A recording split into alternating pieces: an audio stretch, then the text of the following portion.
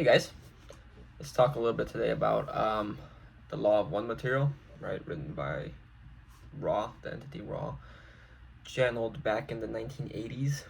Um, to be fair, I didn't read the whole thing myself.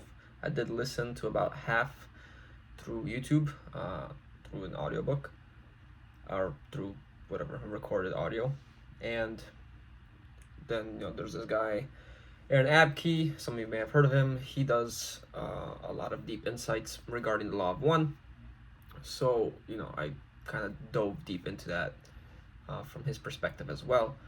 And I feel like I got a majority of the points that were made in the book.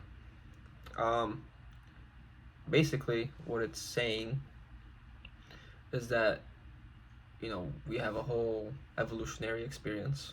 We kind of may have started as rocks, trees, animals. Then we developed a sort of awareness, and then we became humans. The planet also is going through its own evolutionary levels in consciousness, where now it's awakening and it's trying to move to the next step into the fourth density. Which a lot of this stuff does make sense if we think about it. It lines up, right? It fits certain criteria, and it's kind of like this one size fits all book that says here we're here to give you all these answers and to provide knowledge for you guys to understand what's going on here. And it talks a bit about how this place is more like a choosing ground, right?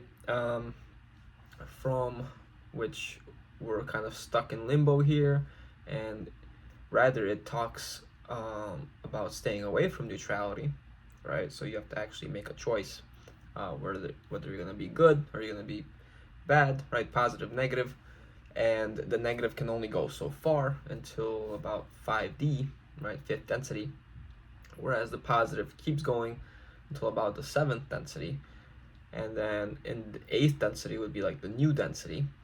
It'd be like a reset of the cycle in which you then kind of become like a planetary body, I would say. So that stuff makes sense, and it's probably the overall workings of this matrix, right? Choose a side. If you're gonna be good, you're gonna go to the next level, and you're gonna be with more people that chose good. You're gonna create your own hive mind, basically, a group consciousness, a collective consciousness, which makes sense, yeah. It's what we naturally do, I guess, and it's what you can see here happens naturally. The more you raise your beliefs, the more you raise your consciousness, the more you attract like-minded people, right? And the opposite is also true. If you're in a victim mentality, if you're gossiping, if you're hateful towards others, you're going to attract that type of similar mentality around you, whether it's constructive interference or destructive interference. And by that I mean whether it's people helping you engage in those actions, or whether it's people coming head to head with you, clashing with you, both with the same energy vibration, but from different perspectives, right? Whether it's like liberals versus conservatives or something like that, where you're both emanating the same frequency yet fighting with each other, right?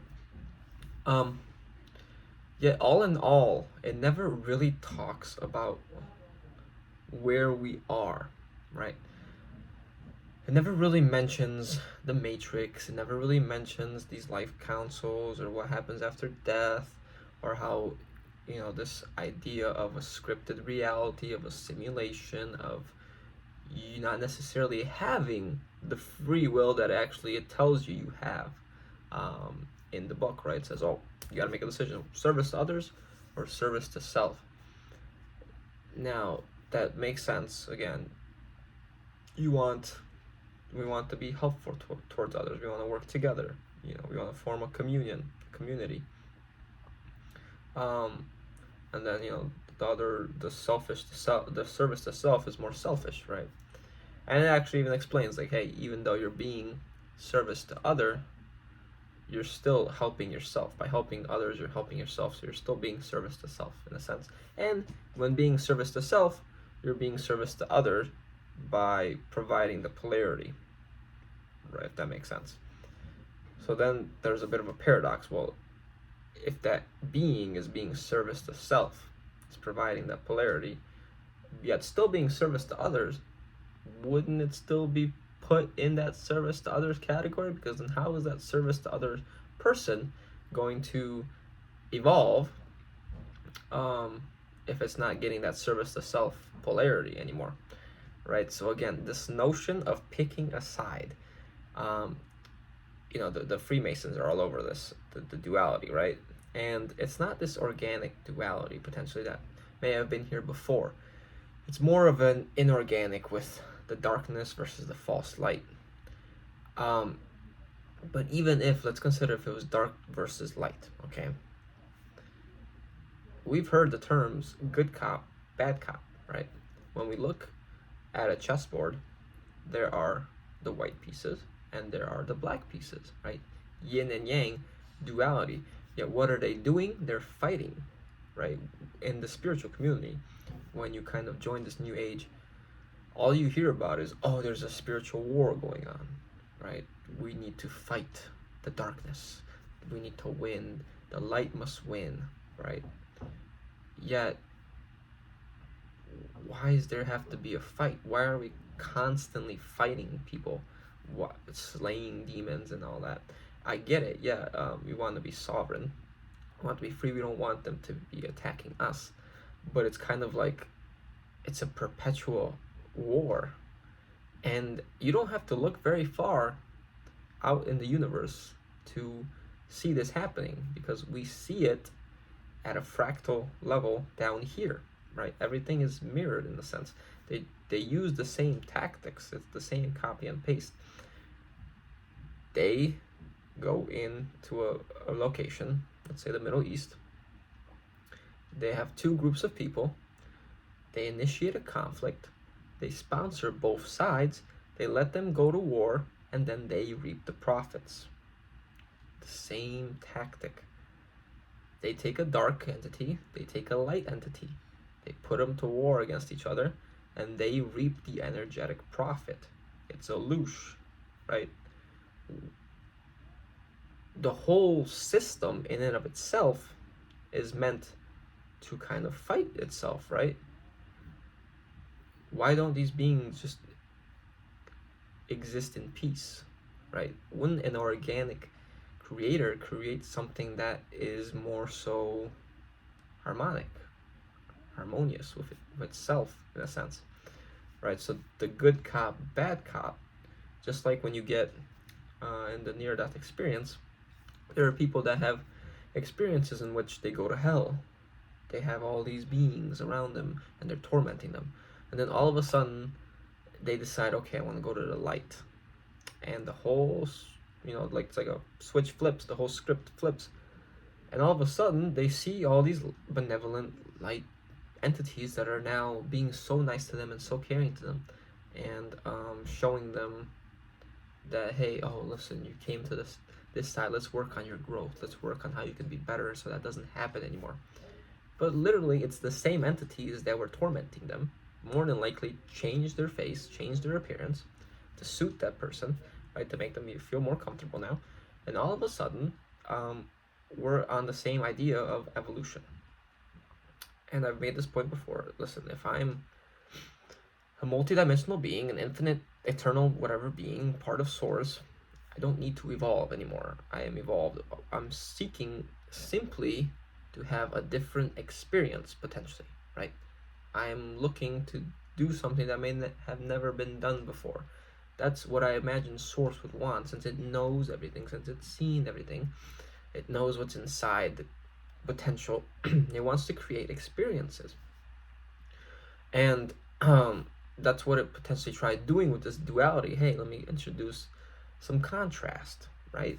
And now they're hijacking this. They took a hold of this. They're using it against you to then promote this idea of evolution. And that's what this whole book also promotes, the theory of this evolution, right?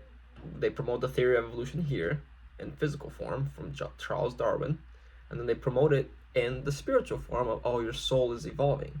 Both of them, I think, are fake, right? There was no evolution how Charles Darwin describes it. There may have been minimal evolution in which beings adapt, yeah, for sure, but it's not like all of a sudden a banana turns into a human being through evolution. No, there are certain codes that were given to that banana to be a banana, right? That's like a programmer. If the programmer alters the codes, the banana turns into something else, let's say, right? Um, and then we can download these codes and provide DNA activations, which in a sense can seem like an evolution of humanity, right? But it's not the way that these beings, these parasitic beings, I think they are, describe it. And I was all for it, all for the book, and the ideas behind it, until I started thinking deeper and I started encountering this phenomenon that I'm talking about, and saying, okay, there's something missing, there's something suspicious. So then I started looking into the whole Ra being itself. First of all, channeling. An evolved being wouldn't come through channeling. It would be more of a telepathic uh, encounter, because they respect your vessel, right? They're not going to come into your vessel and completely destroy your aura, your field, to relay this message. They'll say, no, hey, we can speak telepathically. And if you studied Ashana Diane's work, she talks about this in depth. Like, hey, listen, I don't channel, I communicate with them. I receive the downloads and I relay them. There's no need for me to channel such a thing, because that's destructive.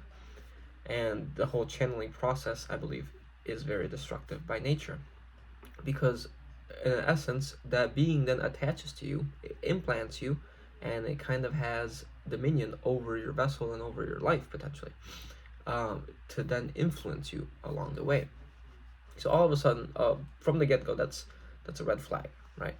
Then studying this Ra being, if you check out some of the Gnostic texts, some of them describe this as the Horus Ra being, and they actually describe it as one of the worst and most malevolent beings, yet highly intelligent, highly developed in that regard, yet manipulative, right? And now this being in the book claims to have been the one behind the pyramids, okay?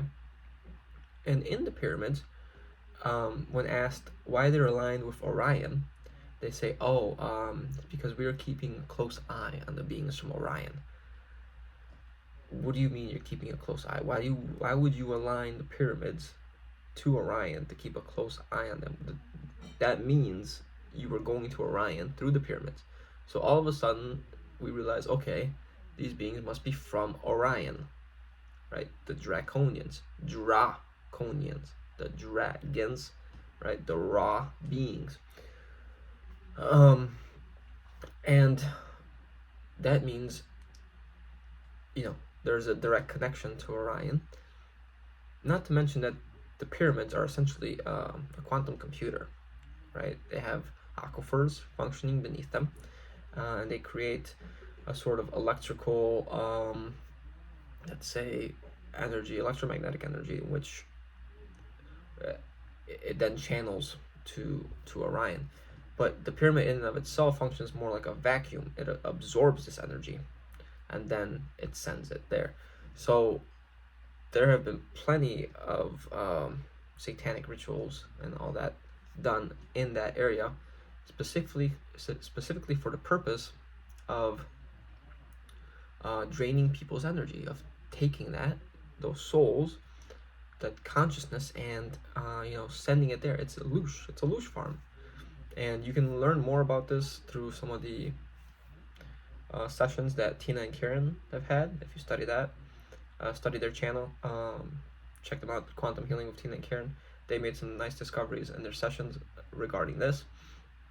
And I would say that, being that these pyramids actually have a negative intention behind them, and then in the book, Ra claiming that they were the ones behind the pyramids, they say, our technology got lost and they ended up manipulating our knowledge for their benefit, which I don't think to be true.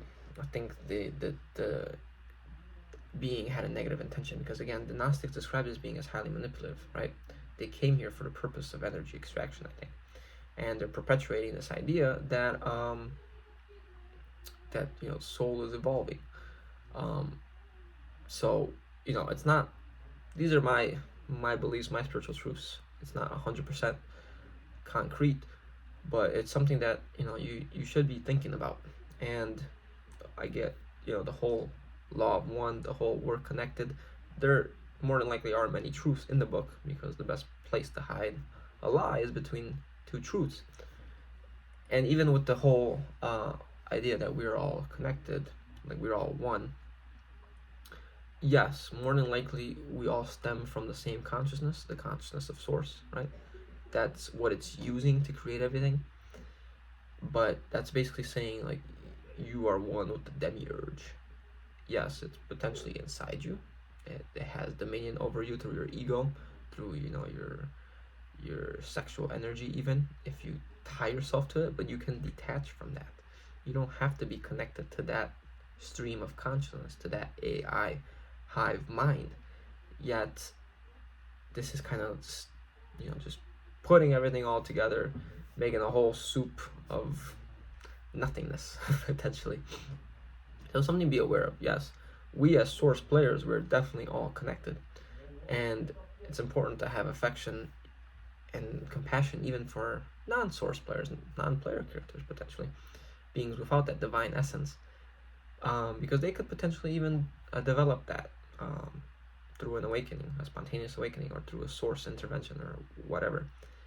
But don't necessarily get fooled into thinking that that demiurge or that being is a part of me, so then I have to succumb to it, I have to save it, I have to drag it out of its sleep.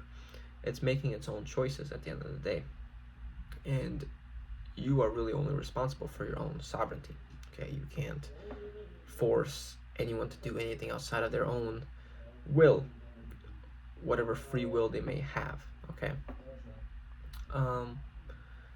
Yeah, so do check it out. I'm gonna dive a bit deeper into the Toph material as well, the Emerald tablets, which I think he stole from the Emerald Covenant, and then he's transcribed to fit his own needs, and then used it to gain powers and basically become a god. And I believe he is closely connected to this Ra figure, if not even the same figure potentially. So again, another highly manipulative being that intervened with humanity, or kind of manipulated humanity towards their own gain, right? Something to think about. Hope you guys enjoyed the video. Leave a comment about what you thought. Subscribe, like the video, and I'll see you guys next time.